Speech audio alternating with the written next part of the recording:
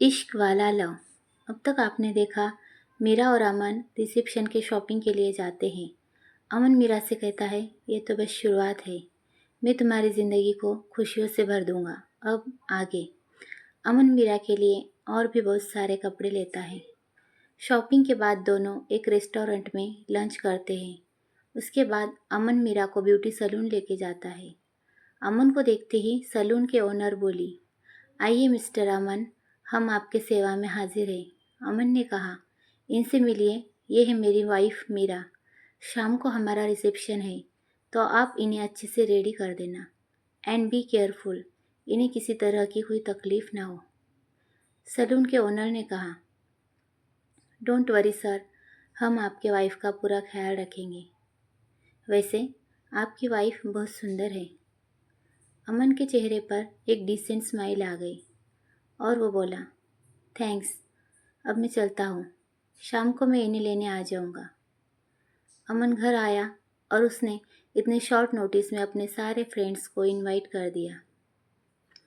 रघुवीर जी ने अब तक नीला और नरेंद्र को कॉल करके इनवाइट कर दिया था। नीला को जब पता चला मीरा और अमन ने शादी कर ली है, उसके पैरों तले की ज़मीन खिसक गई। उसे इस वक्त मीरा पर बहुत गुस्सा आ रहा था।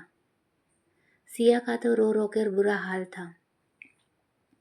नीला जी ने सिया को दिलासा देते हुए कहा, रो मत मेरी बच्ची, मैं भी देखती हूँ अमन उस 2 कौड़ी की गंवार लड़की के साथ कब तक इस शादी को निभाता है।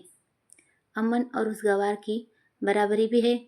जल्द ही अमन को अपनी गलती का एहसास हो जाएगा कि उसने उस गंवार के साथ शादी करके कितनी बड़ी गलती कर दी। चलो अब ये रोना धोना छोड़ो और जल्दी से रेडी हो जाओ, हमें रिसेप्शन पर जाना है। सिया ने कहा,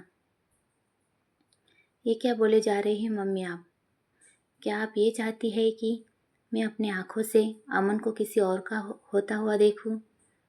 नहीं मम्मी, मैं वहाँ नहीं जाऊँगी, और जो कुछ अमन ने मेरे साथ किया है उसके बाद आपको भी वहाँ नहीं जाना चाहिए, बल्कि हमारे घर से किसी को भी उस सो कॉल्ड रिसेप्शन पर जाने की ज़रूरत नहीं है।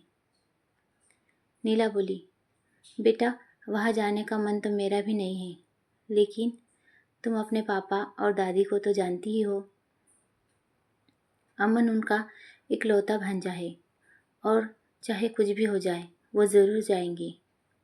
और फिर मुझे भी उस मीरा की अच्छे से खबर लेनी है, तो मेरा जाना ज़रूरी है बेटा। तुम देखना, मैं उस घर में उसे सुकून का एक पल भी जीने नहीं दूंगी। मेरी बेटी की खुशियों को आग लगाकर वो भी कभी खुश नहीं रह पाएंगी। तुम अपना ख्याल रखना, हम निकलते हैं। रिसेप्शन की तैयारियां पूरी हो चुकी थी।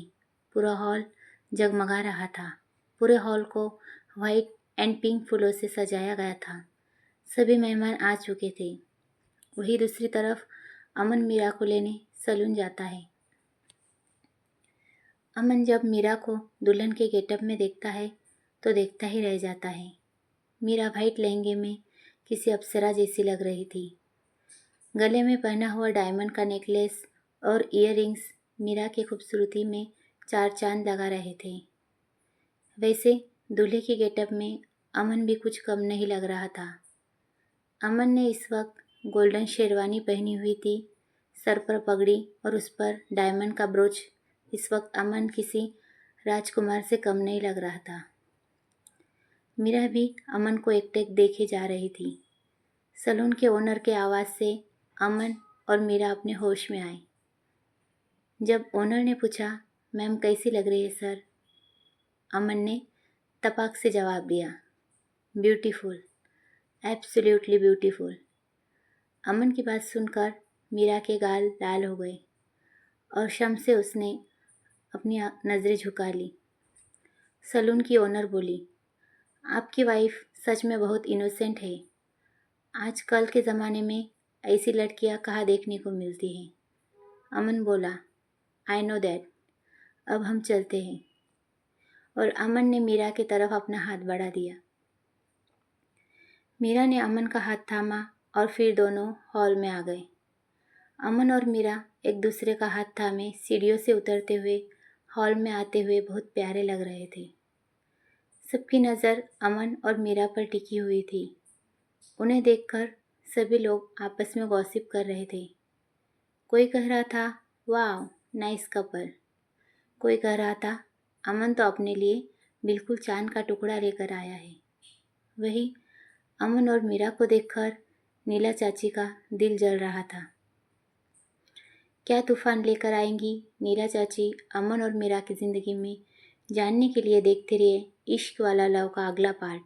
अगर मेरी स्टोरी अच्छी लगी तो लाइक कीजिए, सब्सक्राइब कीजिए।